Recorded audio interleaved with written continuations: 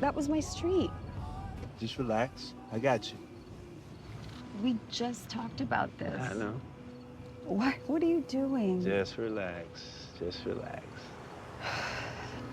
It'll be all good. In the Bible, do you know why the forbidden fruit was so tempting? Because it was forbidden. No. It was because taking a bite of the fruit gave knowledge and awareness. And it showed Adam and Eve a part of them that they'd never seen before or could ever unsee again.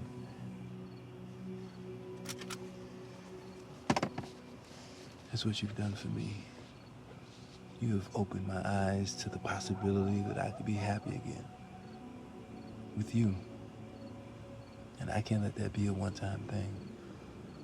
I won't.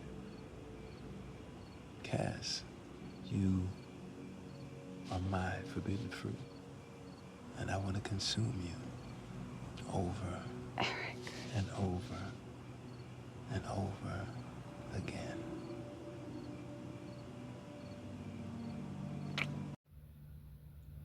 So I'm just sitting here watching this little Tubi movie called Unrequited. And there was just some interesting dialogue there. Just when it comes to Flex, I call him Flex because that's what I remember him as from that show One-on-One. Flex just going into the Bible in regards to the understanding of the forbidden fruit. You know, surface level, but breaking it down correctly. It is about, forbidden knowledge, but he goes into this knowledge as if it's something that should be consumed. It's a reason why it's forbidden, because this knowledge isn't knowledge that you should be adhering to. That's what it's about when it comes to the nitty-gritty understanding of it. But he's going into this Adam type of programming, if you will. He's going into this subjugation where he's pretty much obsequious to this woman. This woman almost like playing out the Eve character, but in a way that's not necessarily Eve, because she's pretty much saying, it's forbidden. She's pretty much, against it, but she gets broken down just by the temptation of the man. So the man is playing out that role of the tempter, as well as, explaining the forbidden fruit in a way that's palatable. But it shouldn't be palatable because we understand that it's forbidden for a reason. We know that the fruit represents consumption of knowledge, but this is left-hand knowledge. This is the knowledge that's prevalent in this society today. Just when it comes to astrology and, the holidays and so on and so forth, all these different pagan philosophies, religion, it all comes from the forbidden knowledge.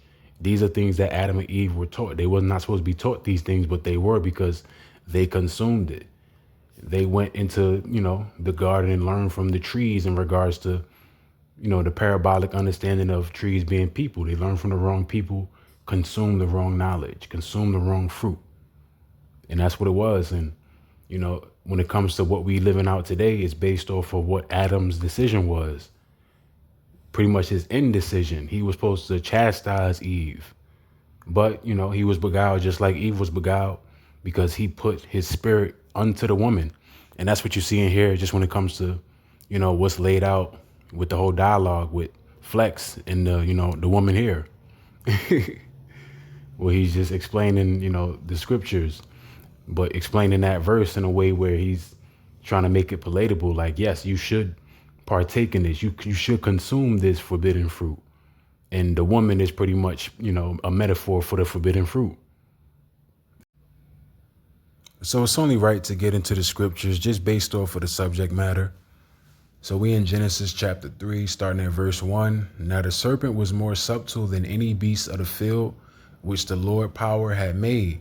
And he said unto the woman, Yea, hath the Most High said, Ye shall not eat of every tree of the garden. So we understand that the serpent works, with cunningness. He works with deception. And that's what subtlety is. Subtlety is just, being cunning and crafty and deceptive. So he understood and he preyed on the woman because naturally the woman is more impressionable than a man. So he used that against the woman, and he pretty much, was successful in the beguilement as we read on. And the woman said unto the serpent, We may eat of the fruit of the trees of the garden. So we understand that the fruit represents knowledge, and that eating is the consumption of the knowledge.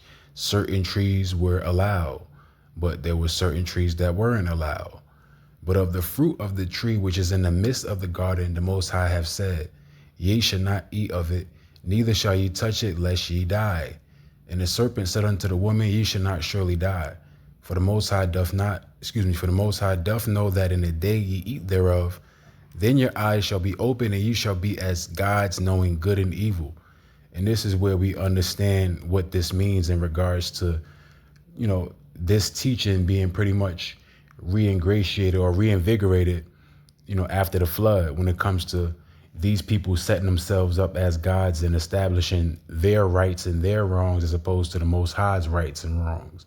Like, this is the way, and don't follow the Most High. That's pretty much what the Tower of Babel was, or the Tower of Babel. It was based in the teachings that was contrary to the Heavenly Father. Pretty much them trying to be their own gods, like trying to be like God. Just as we read in Isaiah 14, where it's like they try to be like God. It's pretty much going into how, Cush and Nimrod try to set up their own establishments that were contrary to the teachings of the Most High and leading the people astray with their own teachings.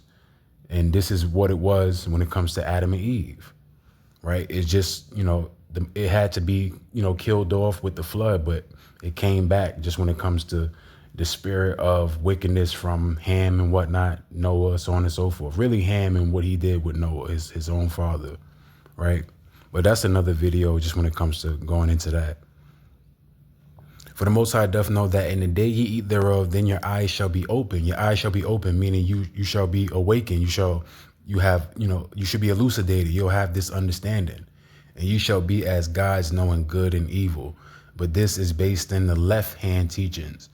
And when it comes to these celebrities today, they pretty much proverbial Adam and Eve when it comes to, them being teachers and enlighteners. That's what this goes into. This just goes into enlightenment.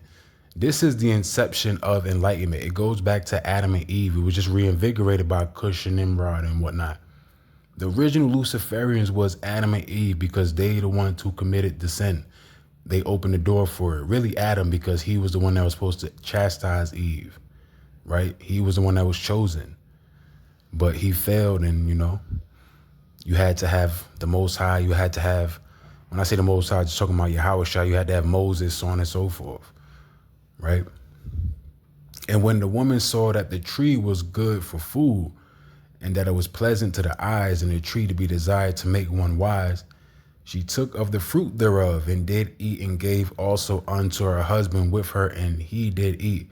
So he was relayed by Eve when it comes to the teachings. She pretty much relayed those teachings to Adam. She taught Adam, and Adam listened to the teachings, and, he didn't put her in a place. He didn't say, hey, this is something that we should not be getting into. The Most High told us not to consume those teachings. The Most High told us not to learn these things. And the eyes of them both were open, and they knew that they were naked. They knew that they did wrong. That's why they hid amongst, certain people that was in the garden and whatnot. And they sewed fig leaves together and made themselves aprons. Just reading this over, and the eyes of them both were open, and they knew that they were naked, and they sewed fig leaves together and made themselves aprons. So just wanted to go into this just in regards to the understanding, just when it comes to the subject matter of the video, not too much into it. We can save this for another video. I just wanted to go into just pretty much, encapsulating the video with this, breaking this down here in Genesis chapter 3. But you know what? Let's just get into just one more scripture, actually. Because this is what Paul iterated the same thing. Just when it comes to the understanding of how it was up to Adam to pretty much correct everything, and he didn't correct nothing, So we in 1 Timothy chapter 2 and verse 14. Right, let's start at verse 12. But I suffer not a woman to teach, nor to usurp authority over the man, but to be in silence. This is not me saying this. This is thus saith the Lord, thus saith the scriptures, man. And when it says silence, it's not talking about silence in general, just when it comes to usurping authority over the man, and also in the spiritual realm, in the spiritual matters, in the matters according to the Bible. This is what it is. It's just the truth, right? That's why even when you read up, let the woman learn in silence with all subjection. She is not to teach the man when it comes to the Bible. She's not supposed to do that. Worldly things, that's cool, but when it comes to the Bible, the woman is not supposed to teach. She's not supposed to do that, especially when it comes to teaching a man. For Adam was first formed, then Eve. And Adam was not deceived, but the woman being deceived was in the transgression, right? Notwithstanding, she shall be saved in childbearing if they continue in faith and charity and holiness with sobriety. But I just wanted to, bring home the point that this all started from Adam, because he understood that, when I say he, I'm talking about Paul, he understood that Adam was the one, it was up to him to correct Eve. And if he would have corrected her, none of this, like as far as this current modern world, it wouldn't be like this, believe it or not. All Adam had to do was correct her. And he didn't do that because he loved her more than he loved the Most High. And that's the whole point. You're not supposed to put a woman on a pedestal. And that's pretty much what you saw in the beginning, where he said, let me consume you. Let me consume this forbidden fruit. That's a metaphor for this woman that he's into, even though he has a wife. Like if you look at the movie, like he pretty much is cheating on his wife, but it's so messy if you watch the movie. I don't want to give it away, but it's a pretty good little Tubi movie. But yeah, man, it's just an understanding when it comes to why we living in this world today and why everything is the way it is in regards to the vibration thereof. It's based off of the opening of sin when it comes to Adam and Eve.